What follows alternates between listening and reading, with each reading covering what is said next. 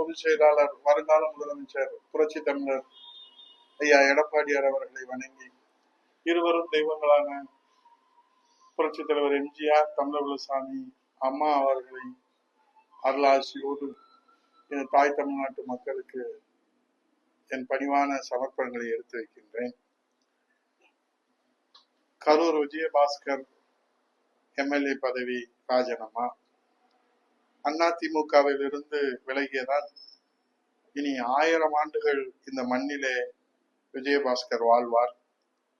தாவேகாவிலே சேர்வதால் விஜயபாஸ்கருக்கு இனிமேல் இந்த மண்ணிலே சாவே கிடையாது. எல்லோருக்கும் பிறப்பும் இறப்பும் ஒரு முறைதான். இருப்பது ஓர் உயிர். அது நம்மை வாழ வைத்த கழகத்திற்காக நாம் வாழ்ந்து காட்டினால் வரலாறு, இல்லையே அது தகராறு. இப்போது கரூர் விஜயபாஸ்கர் தகராறை ஆரம்பித்து வைத்திருக்கின்றார்கள். இன்றைக்கு நம்ம முதல்வர் விஜய் ஊதுகின்ற மகிடிக்கு தமிழ்நாட்டு மக்கள் மட்டுமே மயங்கி கிடக்கிறார்கள் என்று யாரும் நினைத்து விட வேண்டாம். நடைபெற்ற சட்டமன்ற தேர்தலில் தாவேகா கட்சியை எதிர்த்து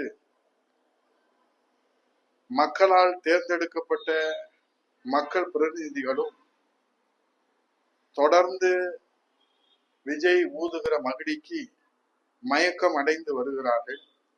அதிலே கரூர் விஜயபாஸ்கர் இரட்டை இலையிலே வெற்றி பெற்று மயங்கி போன 6வது சட்டமன்ற உறுப்பினர். எங்கே போய் நிற்குமோ இந்த ஜனநாயக கேலி கூத்து. இப்படி தொடர்ந்து கொஞ்சமும் கூச்சமில்லாமல் அச்சமின்றி அரங்கேற்றி வருகின்ற அரசியல் அலங்கோலத்தை தட்டி கேட்பதற்கு விஜயின் மகுடிக்கு மயங்கி கிடக்கிற தமிழ் சமுதாயத்திற்கு இப்போது வேண்டுமானால் துணிச்சல் இல்லாமல் இருக்கலாம். ஆனால் இனி இப்படியே தான் காலம் போகும் என்று மாண்புமிகு முதல்வர் விஜய் நினைத்தால் அது தவறு. விரைவிலேயே தயாராகுங்கள் முதல்வர் அவர்களே. தமிழ் சமுதாயம் உங்களுக்கு துணிச்சலான முடிவை தருவதற்கு காத்து கொண்டிருக்கிறது. ஜனநாயக திருவிழாவிலே அடுத்தடுத்து ஆள் பிடிக்கிற வேளையில் சளைக்காமல் சாதித்து காட்டி வருகிறார் நம்ம முதல்வர் விஜய் அவர்கள். இது எதை காட்டுகிறது என்றால், கோயில் திருவிழாவிலே பிள்ளை பிடிக்கிறவர்களுக்கும் ஜனநாயக திருவிழாவிலே ஆள் பிடிக்கிறவர்களுக்கும் என்ன வேறுபாடு இருக்கிறது என்பதுதான் இப்போது நமக்கு மட்டுமல்ல இந்த நாட்டு மக்களுக்கும் புரியாத புதிராக இருக்கிறது. ஆகவே தமிழக வெற்றி கழக அரசுக்கு பெரும்பான்மை பலம் கிடைக்கிற வகையிலே இன்னும் 12 சட்டசபை தொகுதிகளுக்கு மொத்தமாக இடைத்தேர்தல் நடத்த மாண்புமிகு தாவேகா தலைமையில விஜய் அவர்கள் திட்டமிட்டிருக்கிறார்.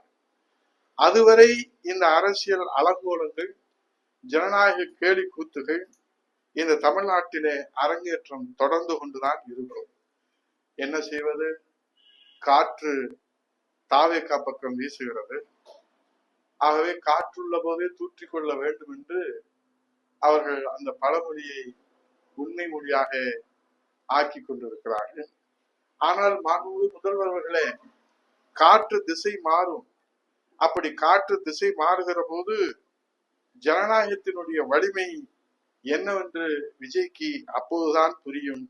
இருந்தாலும் இந்த ஜனநாயக கேளுக்கூத்தை நடத்துகிற ஆணவம் அழிவை தரும் என்பதை சுட்டிக்காட்டி எச்சரிக்கையாக இன்றைக்கு எல்லோரும் இருக்க வேண்டும் என்று நான் பணிவோடு கேட்டு, எத்தனை நாள் வாழ்ந்துவிட போகிறார் நம்முடைய கரூர் விஜயபாஸ்கர்? நீங்கள் பொறுத்திருக்க வேண்டாமா? இது நியாயமா, தர்மமா என்று கேட்பதை தவிர வேறு வார்த்தைகள் இல்லை. நன்றி, வணக்கம்.